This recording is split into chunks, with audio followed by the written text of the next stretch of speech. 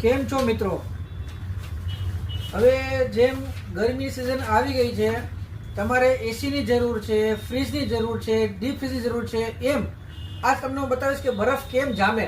આવો આ ફ્રીજમાં આપણે બરફ કેમ જામે એ જોશું. બરફ કેમ જામે, કેવી જામે. આ લિવેર કંપનીનું ફ્રીજ છે.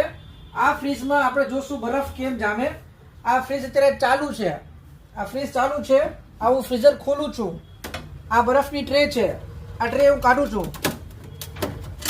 આ બરફ ટ્રે કાઢી છે અને આ એનો બરફ છે. જો બરફ પણ કાઢું છું. આ બરફ જો, આ બરફ છે. આ ફ્રીજની અંદર થયેલો બરફ છે. આ તમે જોઈ શકો છો.